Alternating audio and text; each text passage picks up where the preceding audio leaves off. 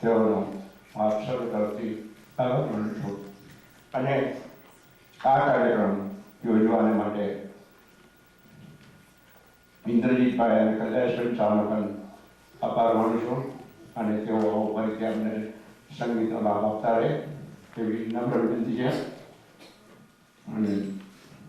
અને બીજું, આજનો આ કાર્યક્રમ આપનો સ્પોન્સર કરવા બદલ ચંદ્રકાંતભાઈ અને પ્રવીણાબેન મહેતાનો પણ આભાર માનું છું. અને આજના અલ્પાહારને પૂર્ણ જમણ કરાવવા માટે જેમાં 3 મીઠાઈઓ, જે રસદાયક મીઠાઈઓ ઉમેરવા માટે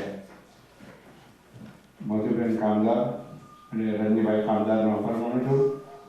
અને એટલી બધી સ્પોન્સર કરવાની ડિમાન્ડ હોવાથી આવતીકાલે પણ સવારે અંતરાય કર્મના કાર્યક્રમ પછી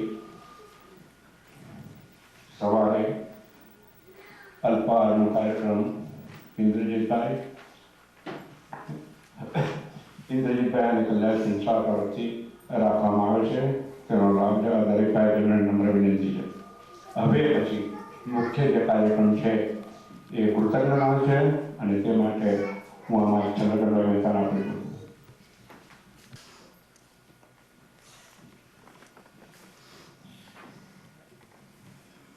જય જયેન્દ્ર. પૂજ્ય શ્રી કિરણભાઈ પ્રસાદ, સાદર મિત્રો, આજ રાતથી આપણું ચોમાસું પૂર્ણ થાય છે. છેલ્લા 4 મહિનાથી આપણે લગભગ દરરોજ આ સ્થળે કોઈક ને કોઈક બહાને સ્વાધ્યાય નિમિત્તે મળીએ જ છીએ. અને ભારતથી દર વર્ષે આપણું કેટલું સદભાગ્ય છે કે દર વર્ષે 4 મહિના માટે ભારતથી મહાવિભૂતિઓ આવે છે અને આપણને જીનવાણીનું શ્રવણ કરાવે છે. અને એમાં આપણું સદભાગ્ય એટલા માટે કે સામાન્ય નિયમ એવો હોય કે દર્દી ડૉક્ટર પાસે જાય. અહીંયા ઉલટું છે, ડૉક્ટર ખુદ દર્દી પાસે આવે છે. છેલ્લા 6 વર્ષથી કિરણભાઈ આપણા મિથ્યાત્વના દર્દને દૂર કરવા માટે ભારે મથામણ કરી રહ્યા છે. પણ આ વર્ષે તો એમણે મિથ્યાત્વની બાયપાસ સર્જરી જ કરી નાખી.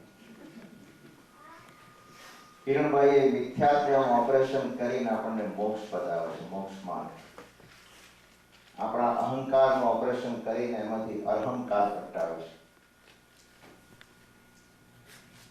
સામાન્ય રીતે એવું બને છે કે કેટલીક વાર આકાશમાંથી મુશળધાર વરસાદ પડે તો કોઈક વાર વીજળીના ચમકારા થાય તો કોઈ વાર વાદળોમાં ગડગડાટ થાય.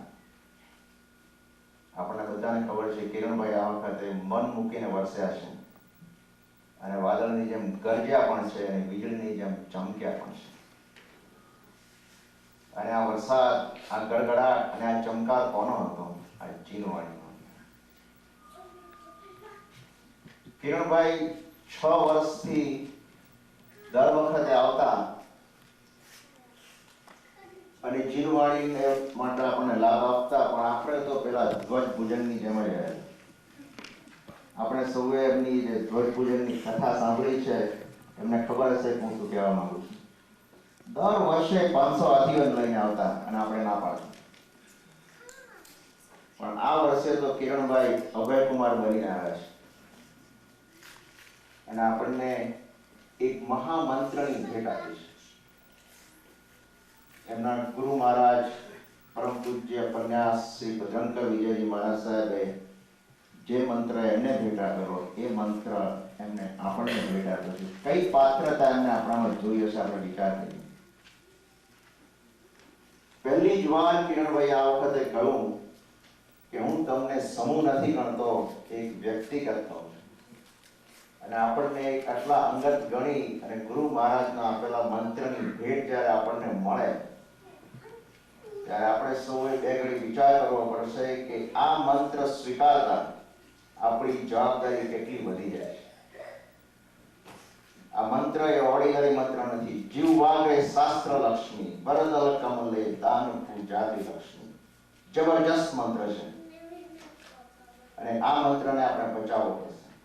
આપણી જવાબદારી ઘણી મોટી બની જાય છે. કિરણભાઈના ગયા પછી અત્યારે તો એમને આપણને અમૃત રસને ખોબે ને ખોબે પાયો છે અને અત્યારે આપણે સૌ એ નશામાં છીએ, પણ એ નશો ઉતરી ના જાય એ આપણે જોવાનું છે. 8 મહિના પછી પણ આપણે એ જ કહીએ કિરણભાઈને, મુझको यारो माफ करना मैं नशे में, એ કહેવું પડશે એમને. 8 મહિના હવે પછી આપણા કોરા ના જવા જોઈએ અને નહીં જઈ શકે. હવે તો મને પૂરો વિશ્વાસ થયો છે કે દરરોજ 2 કલાક ચાલુ દિવસે કાઢીને આવવાનો આપણને જો સમય મળે છે તો અઠવાડિયે 15 દિવસે 2 કલાક આવવાનો કોઈ પણ બહાનું હવે નહીં ચાલી શકે. અને તમે અહીં ના આવી શકો તો ઘેર પણ રહીને દરરોજ 2 કલાક તો આપણને મળે જ છે. ટાઈમ ટેબલમાં લખી જ નાખવાનું 2 કલાક સ્વાધ્યાય માટે. આ સ્વાધ્યાય આપણે જાતે કરવો જ પડશે. મને તો પહેલા એમ હતું કે હવે 12 મહિના સુધી રહી જાય તો સારું, પણ 12 મહિના સુધી જો રહી જશે ને તો આપણે કોરા ને કોરા જઈશું, કારણ કે આપણે જાતે પ્રયત્ન નહીં કરીએ. આપણે અત્યાર સુધી તો કિરણભાઈ હતા એટલે આપણે શુદ્ધ જ્ઞાનનો ઉપયોગ કરતા હતા. કમનસીબે 8 મહિના સુધી કિરણભાઈ નથી કે કોઈ મહાત્મા નથી તો આપણે માત્ર મતિ જ્ઞાનનો જ ઉપયોગ કરવો પડશે. મતિ જ્ઞાનને શુદ્ધ જ્ઞાનમાં ફેરવવો છે. મતિ જ્ઞાનમાં ઇન્દ્રિયોની સહાય લેવી પડે છે. શુદ્ધ જ્ઞાનમાં આવા કોઈ માધ્યમની જરૂર પડે છે. આપણી પાસે કોઈ આવું માધ્યમ નથી. સ્વપ્રયત્ને જાતે આપણે પુરુષાર્થ કરી અને આ પ્રયત્ન કરવો પડશે.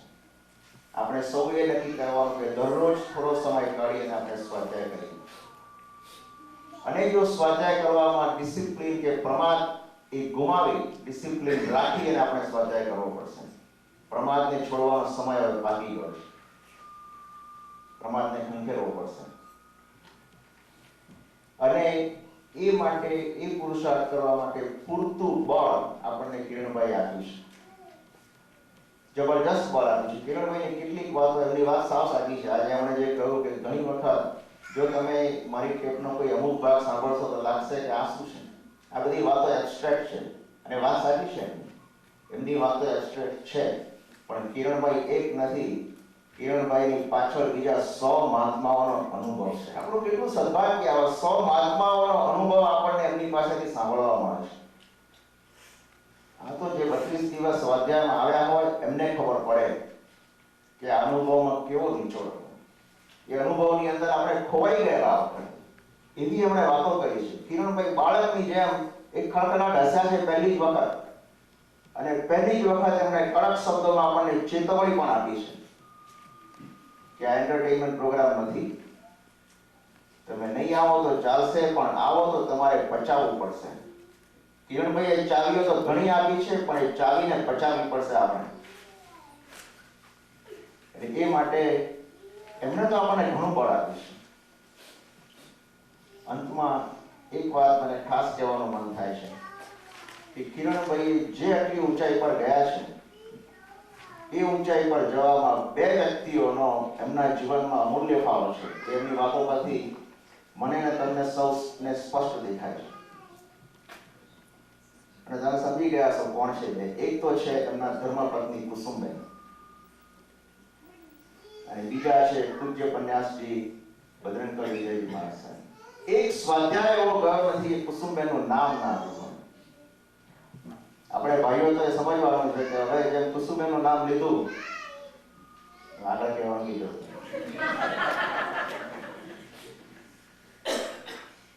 કેટલો ફાળો હશે કુસુમબેનનો કિરણભાઈને આગળ લાવવાનો.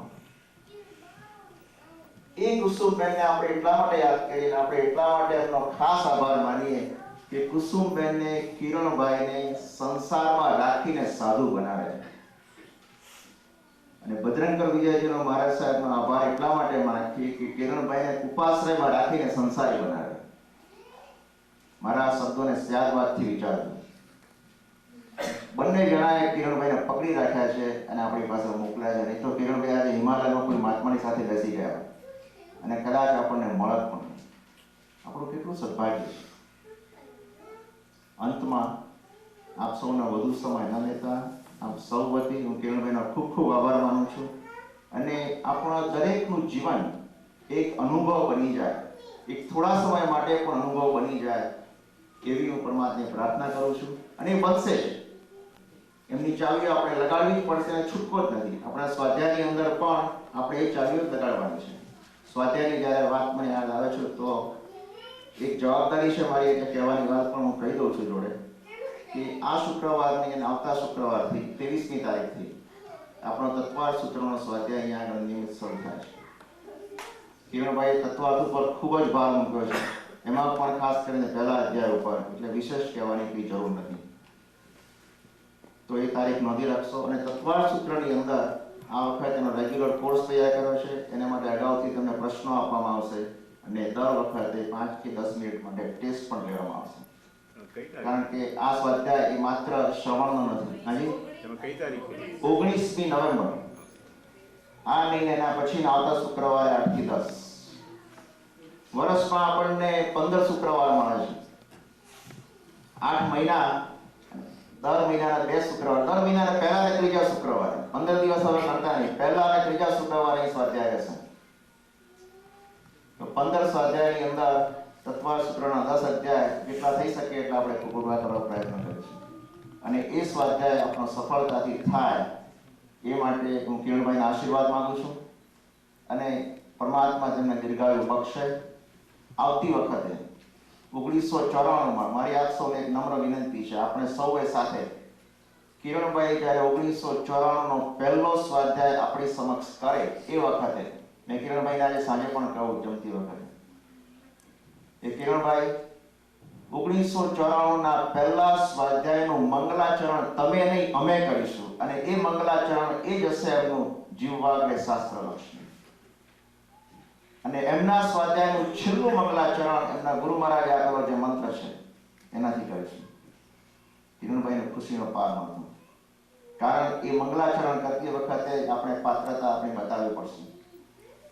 અને એ માટે પણ હું કિરણભાઈની પહેલેથી અત્યારે પરવાનગી લઉં છું. પરમાત્માને તેમને દીર્ઘાયુ બક્ષે. ફરી વખત 1994માં આગમના કોઈ નવા જ રહસ્યો લઈ અને આપણી સામે આવે તેવી હું નમ્ર વિનંતી કરું છું અને એવી આશા રાખું છું. પરમાત્માને પ્રાર્થના કરું છું. જય હિન્દ. કિરણભાઈ, ભાઈઓ અને બહેનો,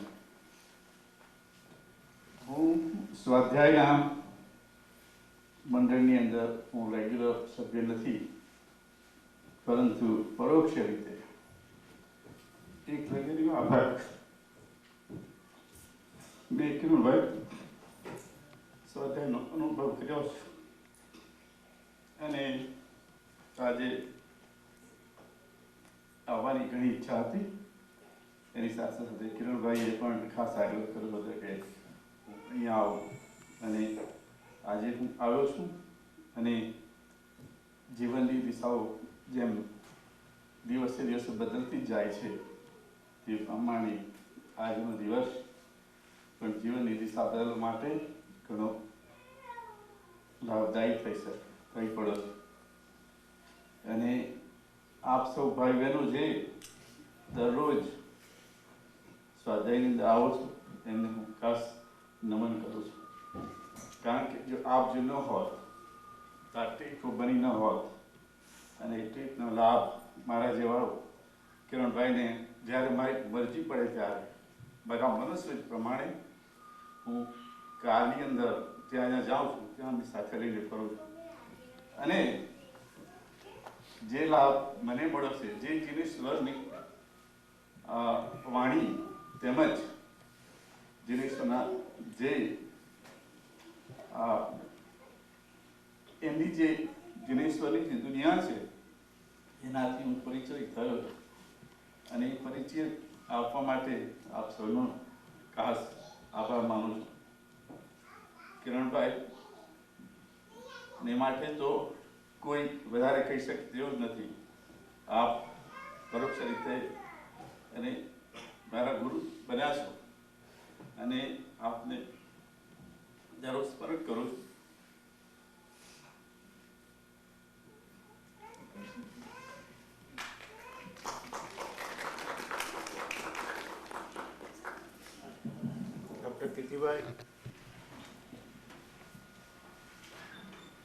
કાકા માટે મને કહેવાનું શું કહેવું એ જ નથી પડતું, ક્યાંથી શરૂ કરવું એ જ કામ કરે.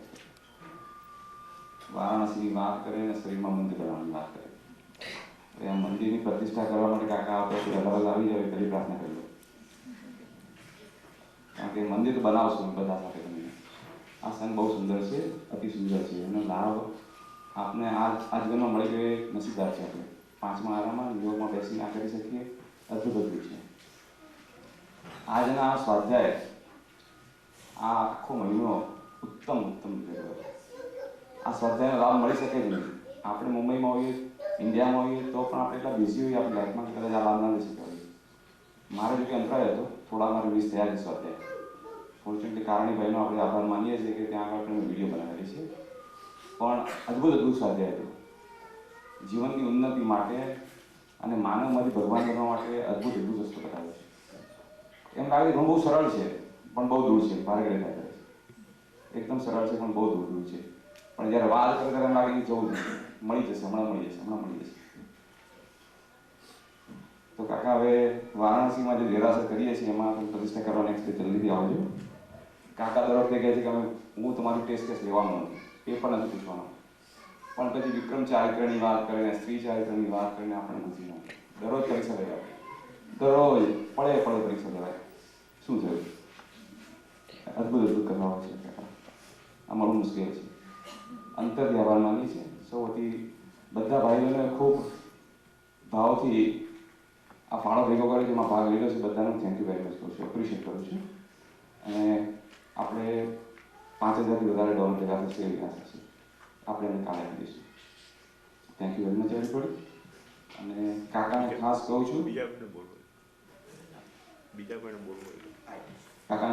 છું કે અમને વારંવાર લાભ આપજો. આ 8 મહિનાનો ગાળો બહુ લાંબો થઈ ગયો છે, એટલે કંઈ વચમાં કંઈ કરો, એની ગોઠવણ કરો.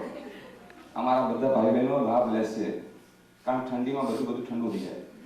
એટલે બેટર પ્લીઝ આવો, તમે વહેલા આવો. અમારા માટે ખાસ આવો, નહીં તો 14 દિવસ માટે આવો, 14 days પણ આવો. 14 ગુણસ્થાને ચડવાનું પાછું મન થાય. Thank you very much. કાકાને આપણે દીર્ઘાયુ છીએ. અને કાકાએ ભગવાને 30 વર્ષ આપેલા એમના વ્યાખ્યાનનો, એમના જે કેવળ જ્ઞાન પછીના 30 વર્ષ એમને આપેલા. આપણે કાકા પાસે ખાલી 30 વર્ષ માગી લઈએ, પછી બધી થઈ પડશે. Thank you very much.